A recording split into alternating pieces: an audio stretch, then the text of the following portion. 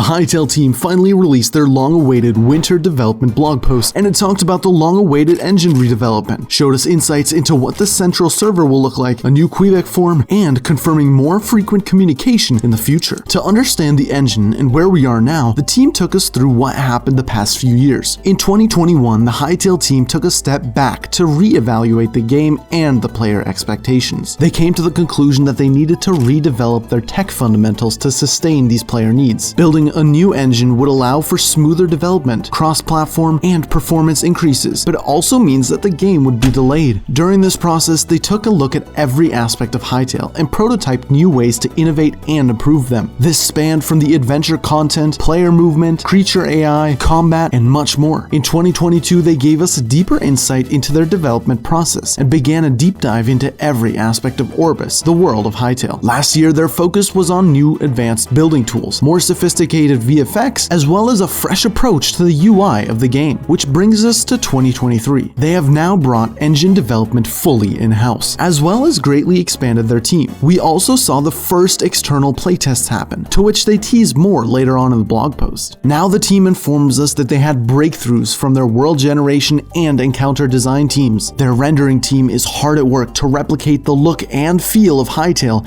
in their new engine, and they plan on giving us side-by-side comparisons to the old engine when they're ready. This is very big news because it means that the differences between the old Hytale engine and the new one are noticeable enough to warrant a side-by-side comparison. They say at the moment their primary focus is to work on performance and functionality, not beauty, which is why they have yet to give us a glimpse of new gameplay. It has been 1 year since we've seen anything in the game, and even then it was just a screenshot. They do not want to show us the new engine until they are out of their quote ugly duckling phase. The Hytale that we got to see with the release trailer and the gameplay following does not exist anymore. It is being classified as the legacy engine and eventually will be phased into irrelevance with the new engine taking a forefront. While it's sad to know that we will never be able to play the game we all fell in love with, I'm excited to see how much better this new engine is and exactly what it looks like. One of the re-envisionings the team talked about is the capital. Think of the capital like the central hub server. We saw a hub world in the original Hytale trailer that looked very similar to what we know from the Hypixel server on Minecraft. They have now completely reimagined how a hub is supposed to work, and this is the foundation of it. This is where friends come together to make friends, share experiences, compete in minigames, discover new adventures, seek challenges, trade, show off pets and companions, and more. Wow, that was a mouthful. It sounds like to me that this is where you're going to spend the majority of your time when you're not exploring the world of Orbis. They have teased the capital before though. In the summer 2022 blog post, they introduced us to the concept of the 3 doors. One being the story mode, one being creative, and then the other, the multiplayer aspect of the game. The description for this reads, the door in the middle leads to Hytale's first-party online component, an evolution of the traditional Hypixel social play and minigame experience. Sounds very similar to what we just learned about the capital. They say that they plan to show us a lot more of the capital when it's done. So if you want to stay up to date with everything Hytale news, make sure you subscribe so you don't miss anything Hytale. Arguably the most in-depth portion of the blog post was about the new Quebec form. The mascot of the game was teased to have a new form a while back, and fans have been speculating what it could be. The team tells us they spent a lot of time revisiting Orbis's history, creatures, and characters over the last year, taking a critical look at every element to ensure it matches their goals for the game. The factions of Orbis got the most attention, including the Quebecs, Chorks, Farons, and more. They have expanded their roles and capabilities, as well as deepened their backstories. The first example they can show off is the Quebec Tree Singer. The team showcases the old Tree Singer design, emphasizing their vital role in Quebec villages. These wise beings, responsible for passing down generational wisdom to seedlings, traditionally transform into elders by putting down their roots and entering a deep slumber. This, however, is not the fate embraced by the Tree Singers. The blog post unveils the team's journey of reimagining Tree Singers. Wanting to open up the design to reinterpretation,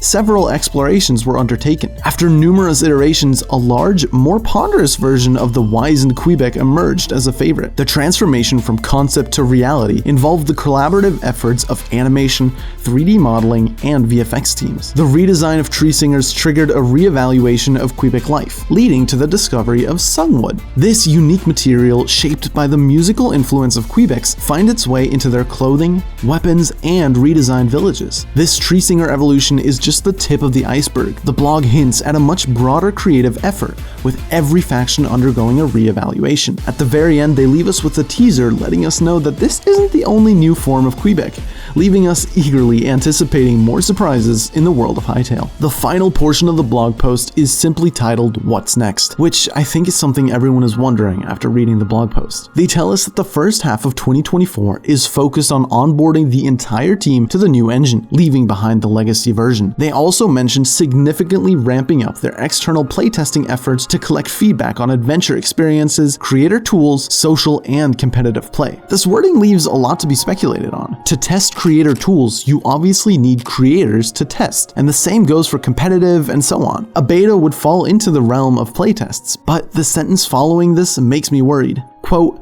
"These user tests and process advancements are important steps in getting us ready to enter full production." They are still in pre-production, which is not a good sign in regards to getting the game out early. While I'm optimistic about the game's future and the team's capabilities, telling us that they're only getting ready to enter full production leaves me thinking that the game could still be a ways away. They touch up on our desire for a date or a roadmap, but clarify that the work they're doing right now is essential in order to give us accurate projections in the future. What they're trying to say is that they want to be sure that they can hit a target date without a need for delays, because we've gotten hit with a few too many of those. Nonetheless, they're saying that they're hitting their milestones and are on track to move forward with the new engine. The biggest takeaway from this blog post is their promise to be more open in the future with their development and share progress in the coming year. As they enter the next phase of Hytale's development, they'll be able to show off in-engine gameplay, screenshots, and more. John Hendricks, the game director of Hytale, elaborated about their communication plan to me on Twitter,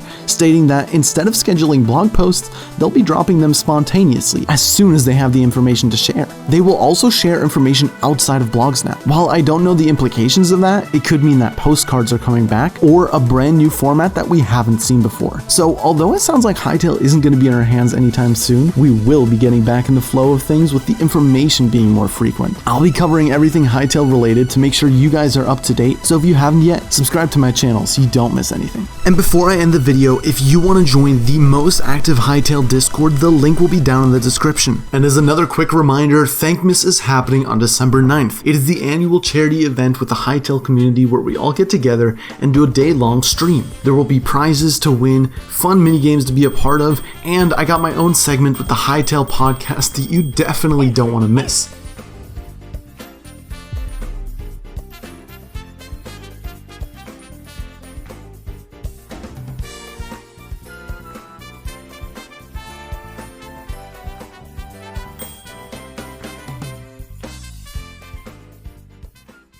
Ba-da-bum-ba-da-ba-ba-ba, ba-da-bum-ba-da-ba.